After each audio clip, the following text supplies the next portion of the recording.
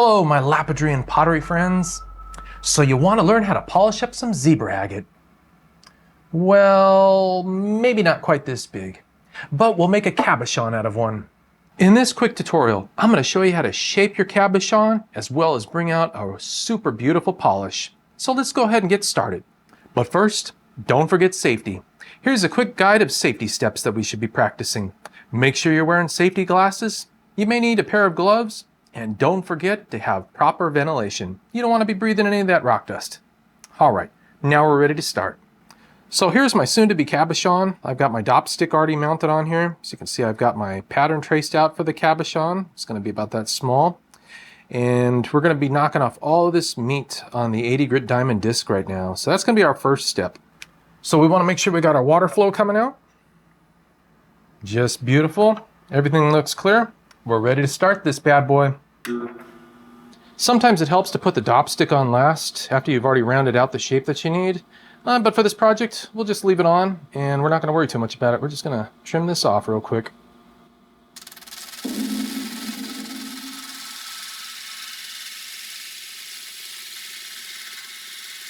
So this is going to be a really quick guide on how to make a cabochon. If you guys are interested, I do have a full-length video that I'll post in the description below that you can check out. It goes through every step, detail by detail. It's like a 30-minute video. So if you guys are interested, be sure to check it out.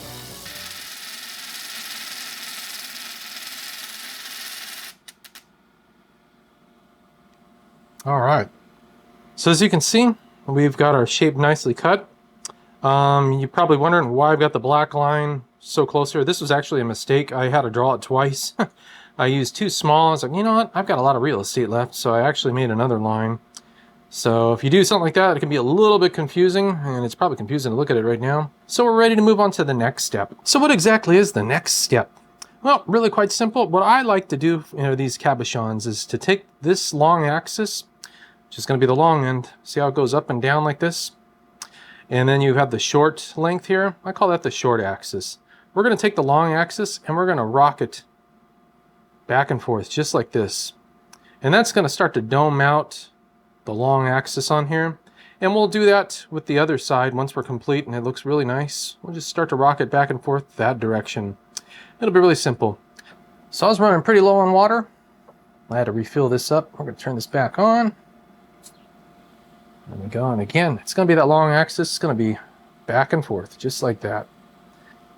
I've got a lot of meat here on this side. When it was cut at a weird angle, not a perfect straight line, unfortunately. So I got to be extra careful of this shallow end because I can really burr that off really quick. I'll spend more time rocking it back halfway on this side. So we'll just start here.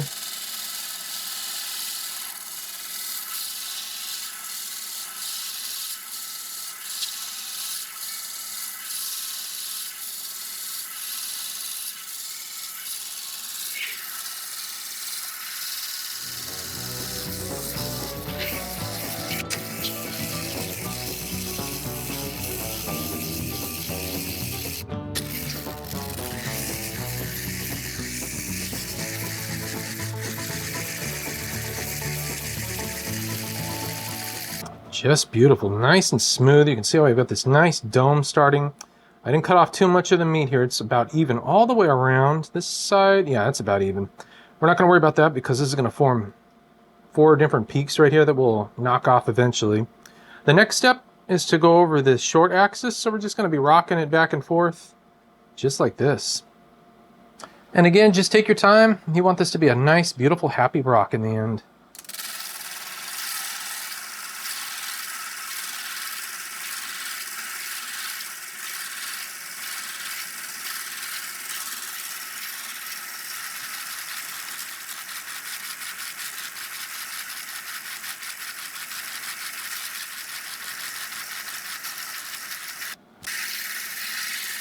All right, that should do it. We don't want to go too shallow.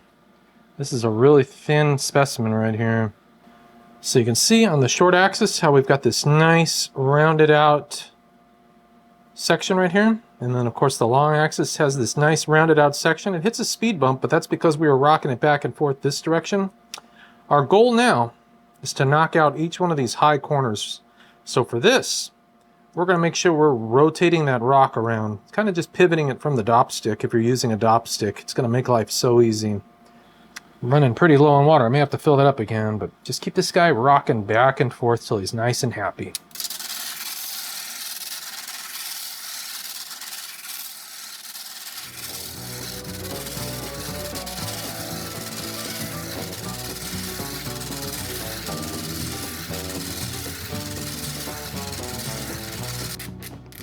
Let's take a look here.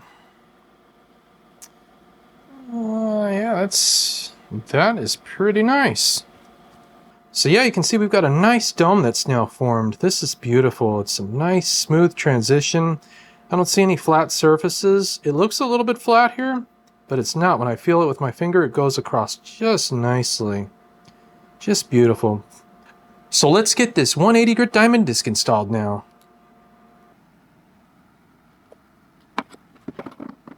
So we got our 180 grit diamond disc installed. Let's move on to the next step. So super important, make sure on this step you keep that rock rocking all around. You just want to keep it rocking all around. And right away you can tell this step is super quiet compared to that last one. That's because we're hardly taking off anything. It's just getting rid of those imperfections that we don't want. And we want to reveal that nice inner beauty within this rock. Oh, this is going to be so cool, this one.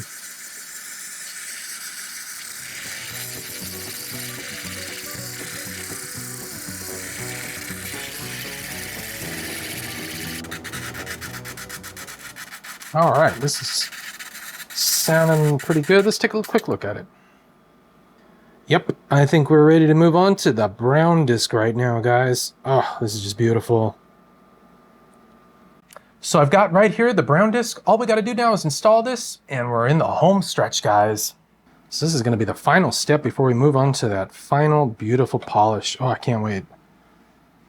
There's always so much anticipation at this stage.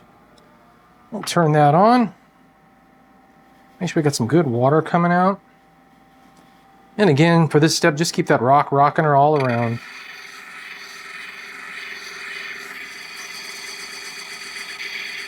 This is a super quick step. Shouldn't take too long. But how long it takes is entirely up to you. If you want to spend a lot of time here, that is your choice. You can make this rock as beautiful as you want.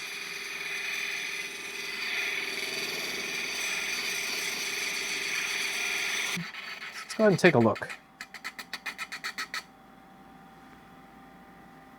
You can tell it's got some beautiful color to it already. That's another sign that it's polishing up really well. I do not feel it. Oh, this is just so beautiful. So smooth. No imperfections. I don't feel a single one right now. Just keep rubbing it until you find something that just feels weird. You may feel some weird stuff along the edges here. That's normal because we haven't addressed that yet. We may not even address that on this rock here. Wow. All right, my friends, we are in the home stretch for getting this beauty fully polished up and looking as spectacular as it can be. I've got an aluminum oxide pad installed over here. I've got some distilled water right here that I'm going to use. I'm not going to use any kind of hard water because that'll just be bad times for your specimen. It will create little micro scratches and stuff that you're just never going to be able to get out. So make sure you're using some kind of purified water or distilled water for this step. And we'll just begin by being a little bit liberal with this distilled water here. Don't want to get it too wet though. I'm just going to kind of take my cabochon and just rub it into this felt pad. It's going to help get it nice and saturated into the fibers. And just let your cabochon just drift along. It's very little contact. Very little contact. If you need to, you can spritz a little bit more water onto it. That is too much though for now. So we'll get that all around. Get it back over here. Let's take a look at this. I am excited. I don't know about you guys. This is always one of my favorite moments of this rock polishing. Here we go. Oh, look at that shine. That is beautiful. Look how deep those colors are too. Oh, this is awesome. Wow, guys. Just look at that. Is that beautiful or what? Oh my goodness. This is so cool. Wow. All right, all we're gonna do is pop our cabochon off, just like so. Real nice. Wow, this zebra agate sure doesn't fool around, does it? This is absolutely beautiful. Oh my goodness, the shine on this is amazing. Wow. Well, my friends, I really hope you learned something from this real quick tutorial. If you did, please be sure to give it a thumbs up. And if you really liked it, don't forget to consider hitting that subscribe button to help this channel grow. Thanks so much, my friends, for all the support. I have so many other lapidary videos and rock hounding videos that shows where to find some rocks and all the crazy adventures I go on to find those rocks. And I also do a lot of primitive pottery videos, so be sure to check those out as well. All right, my friends, once again, thanks so much for watching and hope to see you in the next video. Till next time.